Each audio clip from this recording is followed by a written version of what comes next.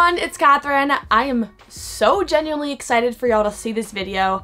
I made a college move-in day video last year and that got lots of love from all of you, so I figured I'd make a complete college survival guide this year, full with all of the advice I wish I had heard when I was in your shoes. Survival tip number 1. Invest in experiences on campus. I know that most of the advice I give on this channel is very academically inclined, but this time I want to encourage you to make the most of what's happening on your campus, not just what's happening on your syllabus. I feel really guilty about this, but I never really went to my friends' dance performances. I didn't go to most of the guest speakers on campus until my senior year. Before that, I always felt like, oh, I have work to do. I have something really important that needs to get done. But once I started really committing to all of these events instead of committing to my schoolwork, I actually did the best academically out of my entire 4 years. And I really think it boils down to when you go to these events that are fun and creative and you go get ice cream with your friends instead of finishing up that last chapter of homework, it gives you more motivation and energy to do a better job at these assignments that you might have given, a half effort to before when you're bogged down with tons of assignments. So don't always think that productivity means schoolwork. Experiencing really fun things can help you more as a student than you think. Number 2, when you aren't at all these events and you actually are working on your research papers, instead of opening up 39 tabs in one browser, you can actually keep all of those sources in one Word doc. I discovered this feature far too late, but the researcher tool in Word will help you find the most legitimate and accurate sources from the web for your paper, and then it will actually cite those all properly for you so that you don't have to mess around with the formatting of your bibliography.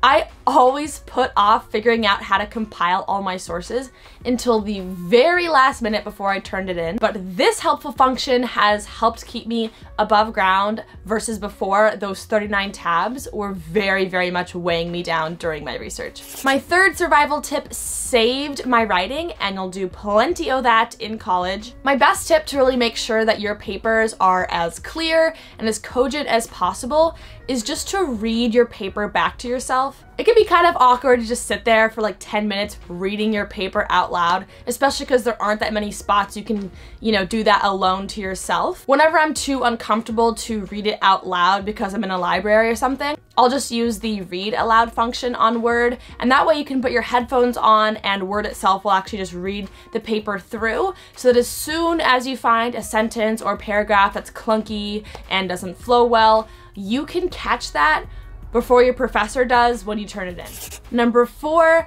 make a separate calendar for all of your office hours. Like as soon as you get your syllabi, make one digital calendar with every time of the office hour, the room number, the professor. And then what's helpful is because this is a separate calendar on top of your normal everyday calendar, you can switch it on and off so that it's not always cluttering up your calendar. You can look at it strategically when you know you want to go to office hours. And that way, if you see that, oh, hey, my chemistry office hour directly overlaps with this club meeting that I have twice a week, you'll know if you ever get confused on an assignment for that class that you have to set up like a one-on-one appointment with your professor, because you definitely cannot go to those office hours. It'll make excuses for office hours much more difficult to make, and that's kind of the goal. Number 5, make standing lunch, dinner, study dates with your friends whenever possible. It is so sadly easy to lose touch with friends year to year, especially if you don't have something holding you together like a campus job or a club you both go to. And at the beginning of the semester, it's actually very normal to just say like, hey, shoot me over your schedule so that we can find like a compatible time to go get lunch. And then if you see that you both have a free hour and a half between 2 classes, plan to get lunch in every one of those breaks. Especially if there's just one day of the week that's a really rough course load for you. You want to have at least one thing during the day that you'll look forward to, and it'll be nice to see someone that you don't normally get to see on campus. Okay, give this video a thumbs up if you're ready for tip number 6, because this one is straight up next level. I can't even tell you how many presentations I scrambled together as a business student, but I can tell you once I started using this feature in PowerPoint, I wasted no time.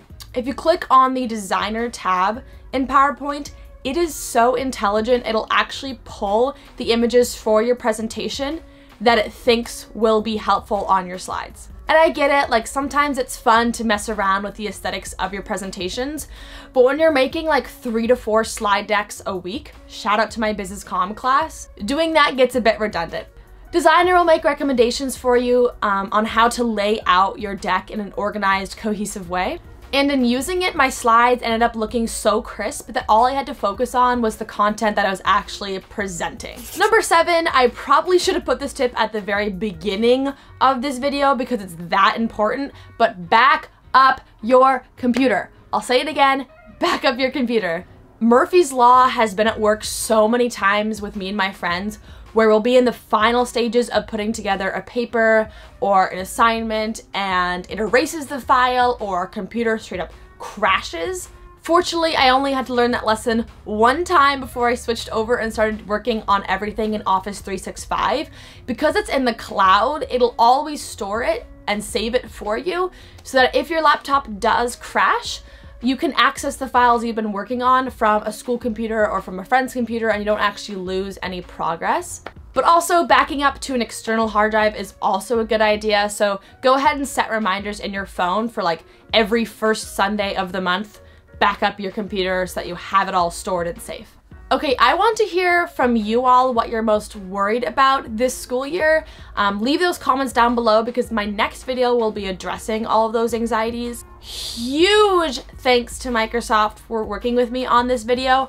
I got to tour their campus this summer and I was absolutely shocked by how intelligent all of the tech and the products and the software they're working on is. I was also really impressed by how much they've thought about the student need and exactly what college students would use. I genuinely hope you use some of these tips this semester. As always, thank you so much for watching. I will see you all next time if you're subscribed, and Katherout.